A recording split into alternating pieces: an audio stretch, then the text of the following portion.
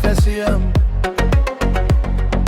Mən o yarı vəsf eləyən nəğmələrin bestesiyəm.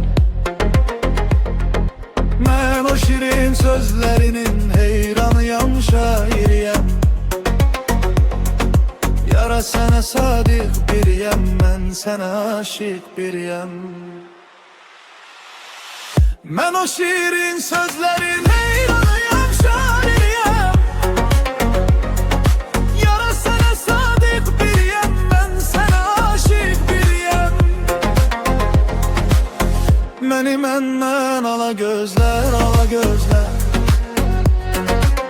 Məni mənə ala sala gözlər, ala gözlər.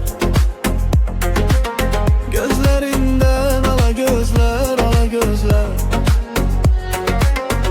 Məni məndən ala gözlər, ala gözlər.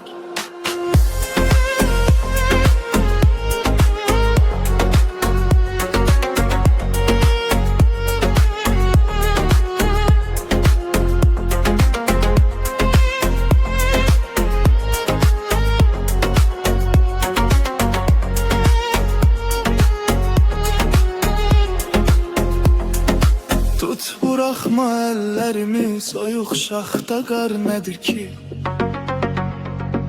Lap səninlə ölməyə gedib aşarıq dağlar nədir ki? Bil sənə baxdığım kimi özgə birinə baxmamışam. Yanımda sən hər zaman tənhalıqdan qorxmamışam. Bil sənə baxdığım kimi özgə birinə baxmamışam. Yanımda sən hər zaman tənhalıqdan qorxmamışam.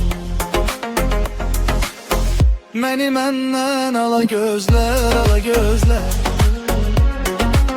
Min bəlaya sala gözlər, ala gözlər.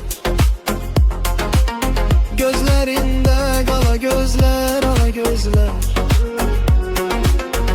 Məni məndən ala gözlər, ala gözlər.